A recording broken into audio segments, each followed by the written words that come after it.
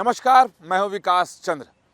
बात वक्फ बोर्ड की करेंगे क्योंकि देश में वक्फ बोर्ड अपनी एक अलग पहचान रखता है और अपनी मनमानी के लिए, अपने हिसाब से चलने के लिए उसे जाना जाता है।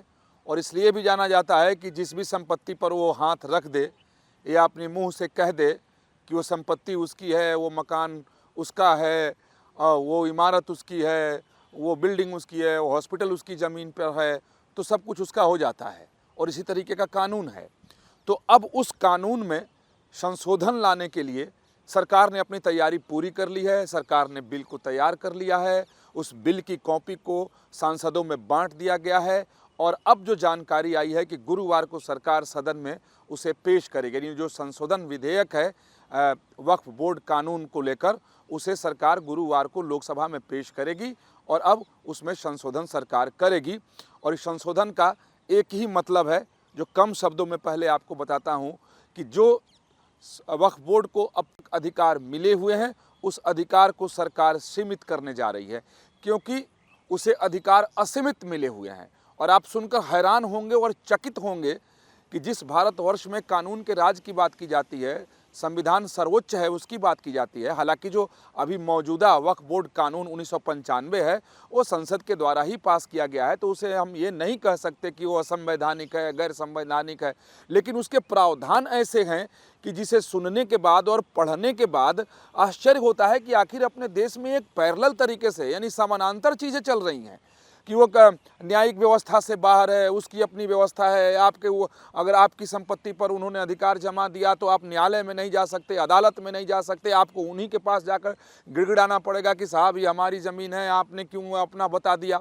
और मज़े की बात है कि ऐसे ऐसे प्रावधान उसमें हैं कि जिसको लेकर के अगर आप कहीं न्याय की गुहार लगाने के लिए जाएँ तो कहीं सुनवाई नहीं होगी। आप वक्फ बोर्ड का जो ट्रिब्यूनल है उसी में आपको जाना होगा। और सोचिए कि जो आपकी ज़मीन ले लेना चाहता हो, इमारत ले लेना चाहता हो, जो संपत्ति को हड़प लेना चाहता हो और उसी के पास आप अपील करने जाएं, तो क्या आपकी सुनवाई वो करेगा? क्या आपके साथ कभी न्याय हो पाएगा? बिल्कुल नहीं हो पाएगा। तो इसी अन्याय को ख़त्म करने के लिए, और कह सकते हैं कि जो असीमित अधिकार वक्फ बोर्ड को आज तक इस देश में मिले हुए हैं, उस पर लगाम लगाने के लिए, या यूँ कहें कि वक्फ बोर्ड पर नकेल कसने की तैयारी मोदी सरकार ने की है, तो मुझे लगता है कि ठीक है। क्योंकि आप पहले मैं बता दूं कि वक्फ बोर्ड कानून जो है 1995, उसमें एक बार 2013 में संशोधन किया गया। जब उस समय संशोधन किया गया तो कोई शोर शराबा नहीं हुआ। हाँ, बिल्कुल बीजेपी के सांसदों ने उसका कड़ा विरोध किया था और बीजेपी के जो जिन राज्यों में सरकार थी उन लोगों ने भी विरोध किए थे कि भाई ऐसा नहीं हो सकता है। तो आपके को यहाँ मैं जानकारी दे दूँ कि 2013 में ही जो संशोधन किया गया था मनमोहन सिंह की सरकार के ज़माने में, उसी समय वक्फ बोर्ड को असीमित अधिकार दिया गया था। और एक उसके कानून की चर्चा मैं यहाँ करता हूँ, पहले आपको बता देता हूँ तो आपको गंभीरता का एहसास हो जाएगा कि ये कितना गंभीर मामला है और क्यों नहीं इसे बदला जाना चाहिए। और बिल्कुल आपको लगेगा कि नहीं, वक्फ बोर्ड के कानून में संशोधन जरूरी है।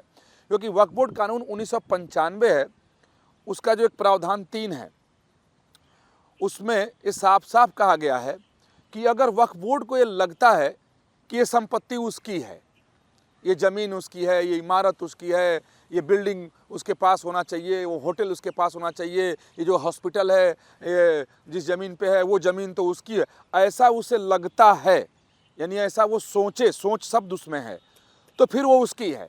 अब उसके बाद देखिए कितना खतरनाक प्रावधान है कि अगर वक्फ बोर्ड आकर के आपके घर और आपकी ज़मीन को कह दे कि ये हमारी है, तो फिर वक्फ बोर्ड को कोई चिंता करने की आवश्यकता नहीं है। फिर आप भागते रहें, फिर आपको ये साबित करना है कि नहीं साहब, ये ज़मीन हमारी है, ये कागजात हमारे पास हैं। वक्फ बोर्ड उस पर कोई अपनी तरफ से अपना सबूत नहीं देगा। ये कानून उसको अधिकार दिए हुए है, जो कानून संसद से 2013 में बना, यानी 1995 के कानून में जो 2013 में संशोधन किया गया, तो इस पर लगाम नहीं लगाया गया। ये असीमित अधिकार उनका है कि उनकी कोई लायबिलिटी नहीं है। आपकी लायबिलिटी है कि अगर आपकी संपत्ति को बता दें कि उनकी संपत्ति है, तो प्रूफ आपको देना है, सबूत आपको देना है, उनको नहीं देना है। और फिर आप अदालत नहीं जा सकते, आप वक्फ बोर्ड के ट्रिब्यूनल में ही जाएंगे और वहीं पर आप अपील करेंगे। और मज़े की बात यह है कि जब ट्रिब्यूनल में आप जाकर के शिकायत दर्ज करेंगे तो फिर उसकी सुनवाई ही नहीं होती है और वो जानबूझकर 15 साल 20 साल तक खींचते रहते हैं। और इसके पीछे उनकी मंशा क्या होती है? उसके पीछे मंशा ये होती है कि जब 15 साल 20 साल खींच जाएगा, आप उनके पास जाके गुहार लगा रहे हैं कि साहब ये घर तो हमारी पुश्तैनी है, ये ज़मीन पुश्तैनी है, तो जब 20 साल हो जाएगा और अगर फिर आप न्यायालय में जाएंगे तो कहेंगे साहब 20 साल से तो मान लीजिए हमारा ही कब्जा है, तो अब कब्जे पर सुनवाई कर लो। तो यानी चित भी मेरी, पट भी मेरी और टैया तो मेरा ही है। तो ये वक्फ बोर्ड की स्थिति है इस देश में। तो अब इसी पर लगाम लगाने की कोशिश मोदी सरकार करने जा रही है और जो बिल तैयार किया गया है वो काफ़ी बेहतर है। हाँ, विपक्ष के लोग भी उसका विरोध नहीं कर पा रहे हैं, क्योंकि अगर इस देश में किसी चीज़ को कानून के दायरे में लाया जाए तो मुझे नहीं लगता है कि कोई इसका विरोध करेगा। अगर उसको पारदर्शी बनाया जाए, उसको और दक्ष बनाया जाए, उसको इस ढंग से उसको कर दिया जाए कि जिस काम के लिए अगर वो बोर्ड बना है वो सही ढंग से करे, तो मुझे नहीं लगता है कि मुस्लिम समाज को भी कोई एतराज़ होगा। और यही वजह है कि इस पर मुस्लिम समाज को भी बहुत ज़्यादा एतराज़ नहीं है, क्योंकि वक्फ बोर्ड कुछ लोगों के ही कब्जे में है। और आप सुनकर के ये भी हैरान होंगे कि वक्फ बोर्ड के पास जो संपत्ति है वो अपने देश में रेलवे और फौज यानी सेना के बाद तीसरे नंबर पर है।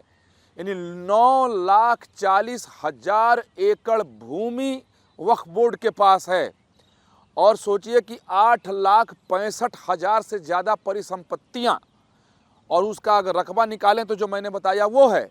और आपको एक और जानकारी यहाँ दे दूँ कि 2009 में, बहुत पीछे नहीं जाने की ज़रूरत है, 2009 में वक्फ बोर्ड के पास महज 4 लाख एकड़ भूमि थी और ये 2024 है। और जो मैं 9,40,000 एकड़ की बात कर रहा हूँ वो 2022 तक का आंकड़ा है। तो यहाँ सवाल उठता है कि साहब ये दिन दूनी रात चौगुनी बढ़ोतरी हो कैसे रही है? आखिर ये ज़मीन आ कहाँ से रहा है? अगर ये 9,40,000 एकड़ भूमि को एक जगह इकट्ठा कर दें, क्योंकि ये जो वक्फ बोर्ड की संपत्ति है पूरे देश भर में है, सभी राज्यों में है, सभी शहरों में है, अगर उसको एक जगह फर्ज कर लें, इकट्ठा कर दिया जाए तो दिल्ली जैसी महानगर 4 बस जाए। बहुत सारे ऐसे देश हैं दुनिया के कि उसके अंदर घुस जाएं। अब आप सोचें कि कितनी ज़्यादा संपत्ति उनके पास है और उस पर लगाम लगाने के लिए जो कानूनी व्यवस्था की गई वो अत्यंत ही लचर, सब कुछ उन्हीं के पक्ष में कि वो जो कह दें वो सब उनका, उनकी कोई जिम्मेदारी नहीं। तो अब जो कानून लाया जाएगा, यानी संशोधन के लिए जो लाया जा रहा है, जो प्रस्तावित बिल है जिसका वितरण कर दिया गया है सांसदों के बीच में, और उस बिल पर अब चर्चा होगी और उसके बाद उस पर बहस होगी और प्रावधान आएंगे, बदलाव की जो प्रक्रिया आएगी, यानी जो संशोधन अगर हो जाता है तो निश्चित तौर पर अगर जो बिल मैंने देखा है और जो मैं आपको बताऊंगा कि जो कागजात मेरे पास हैं, तो उसके हिसाब से जो एक तरीके से देश में जो वक्फ बोर्ड मनमानी करता हुआ नज़र आता है और किसी भी संपत्ति को अपनी संपत्ति घोषित कर देता है, तो अब वो ऐसा नहीं कर पाएगा अगर ये संशोधन विधेयक संसद से पास हो जाता है। तो सबसे पहले जो संशोधन विधेयक है उसका मैं पहले आपको नाम बता देता हूं। जो कागजात आए, जो बिल आए हैं, उसका नाम है एकीकृत वक्फ प्रबंधन सशक्तिकरण दक्षता और विकास अधिनियम। यानी इस नाम से सदन में ये संशोधन विधेयक कल बृहस्पतिवार को यानी गुरुवार को सरकार पेश करने जा रही है और इसमें कई तरह के प्रावधान किए गए हैं। मोटे तौर पर मैं पहले बता देता हूं कि अब तक जिम्मेदारी साबित करने की उसकी है कि जिसकी संपत्ति है और वक्फ बोर्ड ने दावा ठोका है। अब इस प्रावधान में किया जाएगा कि नहीं, वक्फ बोर्ड को भी बताना पड़ेगा कि अगर वो कह रहे हैं कि कोई संपत्ति उनकी अपनी है तो उनके पास क्या सबूत है। और इस संशोधन विधेयक में भी रखा गया है कि अब जो भी संपत्ति है उसका पंजीकरण होगा और वो पूरा डिजिटल होगा और एक डिजिटल पोर्टल होगा, डिजिटल प्लेटफॉर्म होगा जिसके ऊपर जाकर के उसका पंजीकरण होगा, उसको दर्ज किया जाएगा, तभी जाकर उसे माना जाएगा। दूसरी सबसे बड़ी बात जो है कि अब उसका रजिस्ट्रेशन होगा, अभी तक इस प्रावधान से बाहर है। जो इसमें साफ लिखा है कि नए अधिनियम में वक्फ संपत्ति को रजिस्टर करने के लिए एकीकृत पोर्टल के साथ साथ इसमें महिलाओं और बोहरा समाज के हकों को भी सुरक्षित किया जाएगा। यानी एकीकृत पोर्टल बनाया गया है जिसके ऊपर उन्हें डालना पड़ेगा और उसका पंजीकरण भी होगा। तो आप यहाँ सहज तौर पर समझ सकते हैं कि जब उसका पंजीकरण होगा तो उन्हें भी कागज देना पड़ेगा। अब सिर्फ जिसकी संपत्ति होगी उसी को साबित नहीं करना है। और दूसरी सबसे बड़ी बात कि जो अगर किसी की संपत्ति पे वक्फ बोर्ड दावा करता है और वो ट्रिब्यूनल में अगर जाता है कि हमारी सुनवाई की जाए, वो लोग करते नहीं हैं, जानबूझकर लंबा खींच देते हैं कि 20 साल बाद फिर वो कहते हैं तो हमारे कब्जे में है, तो फिर उसका मामला मुकदमा अलग चलने लगता है। तो अब इसमें तय कर दिया गया है कि उनको 90 दिन के अंदर इस पर सुनवाई करनी पड़ेगी और बताना पड़ेगा। अब वो ऐसा नहीं रहा कि 20-20 साल, 25-25 साल, 40-40 साल वक्फ बोर्ड सुनता रहेगा और बाद में कहेगा साहब ये तो कमा नहीं जाए, पीछे का नहीं भी है तो 40 साल से तो हमारे कब्जे में है। तो अब ये चालाकी वक्फ बोर्ड की आगे इसमें चलने वाली नहीं है, क्योंकि उनके लिए एक समय सीमा इसमें बांध दी गई कि अगर आपके पास कोई मामला आता है तो एक फिक्स दिवस में ही आपको उसकी सुनवाई करके उनको अपनी रिपोर्ट देनी पड़ेगी, उसके बाद मामला अदालत में चला जाएगा। तो अब यहाँ एक और जो सबसे महत्वपूर्ण और खूबसूरत प्रावधान किया जा रहा है कि ये लोग पूरी न्यायिक व्यवस्था से बाहर हैं, यानी आपकी संपत्ति पर उन्होंने हक जमा लिया और फिर आप न्यायालय नहीं जा सकते, आपको ट्रिब्यूनल में ही जाना पड़ेगा। तो अब क्या है कि ऐसा नहीं है, आप अब अदालत में भी जा सकते हैं, यानी भारत की न्यायिक व्यवस्था के दायरे में इन्हें लाया जाएगा, जो एकदम उचित है और इसे होना ही चाहिए। इसके साथ साथ एक और प्रावधान बहुत बढ़िया है कि जो बोर्ड का परिषद है, काउंसिल है, उस काउंसिल में भी बदलाव किया जाएगा और उस काउंसिल में जो जनप्रतिनिधि हैं उनको शामिल किया जाएगा। जो राज्यों के वक्फ बोर्ड हैं, अपने देश में 32 वक्फ बोर्ड इस समय हैं और एक केंद्रीय वक्फ बोर्ड अलग है। तो सभी राज्यों के मैंने उस राज्य के जो चुने हुए जनप्रतिनिधि होंगे उसमें से लोग जाएंगे। और अगर केंद्र की बात है तो उस व्यवस्था इसमें की गई कि कम से कम लोकसभा के 2 जो सदस्य होंगे वो उनके परिषद में होंगे, यानी जो काउंसिल होगी, वक्फ बोर्ड काउंसिल जो है उसमें शामिल होंगे। उसके साथ साथ जो दूसरे मुस्लिम फिरके हैं उनके लोगों के हकों की सुरक्षा भी इसमें की जाएगी और उसका भी प्रावधान किया गया है। साथ ही महिलाओं के हकों की सुरक्षा का प्रावधान भी इस बिल में किया गया है। वो मैं आपको बताता हूं कि जैसे मान लिया जाए कि बहुत सारे अलग अलग मुस्लिम समाज के जो फिरके हैं, ग्रुप्स हैं, उनके लोग इस समय वक्फ बोर्ड में नहीं हैं और जबकि संपत्ति उनकी भी है। एक चीज़ मैं यहाँ ये भी बता दूं कि ऐसा नहीं है कि जितनी भी संपत्ति इस समय वक्फ बोर्ड के पास है सब गलत ही है। उनके बहुत सारी ऐसी संपत्ति है और कह सकते हैं कि आधे से ज़्यादा कि वो उनकी है, उनके नाम दर्ज है, लेकिन कागजात नहीं हैं। बहुत से लोगों को उस पर कब्जे हैं, लोग 300-300 साल से रह रहे हैं। जैसे तमिलनाडु के गांव के बारे में आपको जानकारी होगी कि उस गांव के लोगों को मालूम ही नहीं और वक्फ बोर्ड ने कह दिया कि गांव खाली करो साहब, ये तो वक्फ बोर्ड की संपत्ति है, जबकि उस गाँव में लोग 300 साल से रह रहे हैं। तो इस तरीके की समस्या भी है। तो इससे वक्फ बोर्ड को भी फ़ायदा होगा, मुस्लिम समाज को भी फ़ायदा होगा जो बिल ड्राफ्ट किया गया है। तो इसमें क्या है कि बोर्ड में मुस्लिम समुदाय के बीच में जो शिया समुदाय है या सुन्नी है, बोहरा और आगा खानी, ये बोहरा समुदाय और आगा खानी समुदाय के माना जाता है कि इनके हकों को सबसे ज़्यादा मारा गया है। तो अब इस बिल के जरिए बोहरा और आगा खानी समुदायों की जो हक हैं, उनके जो हुकूक हैं, उनके जो अधिकार हैं, उसको सुरक्षित करने की कोशिश की जाएगी। साथ ही अन्य जो पिछड़ा वर्ग है मुस्लिम समुदाय का, उसका प्रतिनिधित्व भी इस बिल के जरिए तय किया जाएगा कि वक्फ बोर्ड में हो। ये कुछ लोगों के हाथ का खिलौना भर न रह जाए, जो अब तक ये कुछ लोगों के हाथ का खिलौना है और वो लोग उसमें मनमानी करते हैं। और आप सब जानते हैं कि वक्फ बोर्ड की संपत्ति को लेकर किस तरीके का भ्रष्टाचार इस देश में होता है। मनमानी तरीके से लोग बेचते हैं, खरीदते हैं, कब्जा दिलाते हैं, या बहुत सारे जगहों पर ऐसा है कि वक्फ बोर्ड की संपत्ति है, अवैध तरीके से लोगों ने कब्जा कर लिया, घर, दुकान, मकान, फैक्ट्रियाँ सब बना ली। तो अब उस सबों पर लगाम लग जाएगा।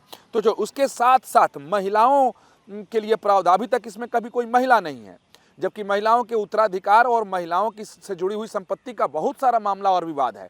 तो अब इसमें महिलाएं भी रखी जाएंगी। दूसरी बात कि अगर वक्फ बोर्ड के पास तमाम सारी ऐसी संपत्तियां हजारों नहीं लाखों की संख्या में है जो हिंदुओं से जुड़ी हुई हैं, यानी कुल मिलाकर कहें गैर मुस्लिमों से जुड़ी हुई हैं, उसमें हिंदू भी हैं, सिख भी हैं, ईसाई भी हैं, दूसरे भी अन्य समाज के लोग हैं, तो अब जो बिल है उसमें यह प्रावधान किया जाएगा कि जो गैर मुस्लिम समाज के लोग भी हैं वो भी काउंसिल में भी रहें और वक्फ बोर्ड जो है उसमें भी रहें, ताकि सभी समाज को लगे कि उसके हकों की अनदेखी नहीं होगी, उसके हक सुरक्षित रहेंगे। क्योंकि आज ये आरोप लगता है कि अगर किसी व्यक्ति का फर्ज कर लीजिए कि कोई सिख समुदाय का व्यक्ति है और उसके ज़मीन पर वक्फ बोर्ड ने दावा ठोक दिया और वो वक्फ बोर्ड के ट्रिब्यूनल में अपील करने गया, तो वहाँ सभी मुस्लिम समुदाय के और एक ही संप्रदाय यानी एक ही फिरके के लोग बैठे हुए हैं, तो वहाँ कैसे न्याय की उम्मीद की जा सकती है। तो इस प्रावधान को भी इसमें जोड़ा जा रहा है। तो लगभग 40 से ज़्यादा ऐसे बदलाव हैं जो इसके जरिए आएंगे। और जो सबसे बड़ी बात है जो मैं आपको यहाँ बताना चाहूँगा कि 1995 के कानून में जो प्रावधान है, जो मैंने सबसे पहले जिसका जिक्र किया था कि अगर वक्फ बोर्ड ऐसा सोचता है कि ये संपत्ति उसकी है तो फिर वो संपत्ति उसकी है और जिसके पास हो है अब वो साबित करे, इस प्रावधान को पूरी तरीके से नए बिल में ख़त्म किया जा रहा है। अगर ये ख़त्म हो जाएगा तो सोचिए कि जो सबसे ज़्यादा विवाद और जो झगड़े की स्थिति उत्पन्न होती है उस पर लगाम लग जाएगा। इसके साथ ही बहुत लंबा चौड़ा मामला है। जैसे मैंने सबसे कहा था कि 90 दिनों के अवधि के भीतर उन्हें उच्च न्यायालय में अपील करने का भी अधिकार होगा। उच्च न्यायालय में जाएँ या उसके ऊपर जाएँ, उनको अधिकार मिल जाएगा। साथ ही इसमें देखिए नए जो विधेयक में प्रावधान है कि बोर्ड अब तक तय करने का एकमात्र प्राधिकारी नहीं होगा। अब तक बोर्ड यानी जो है वो एकमात्र अधिकारी है कि वो तय करे कि क्या सही है क्या गलत है। अब वो अधिकार उसका छिन जाएगा कि नहीं, अब मामला न्यायालय में जाएगा।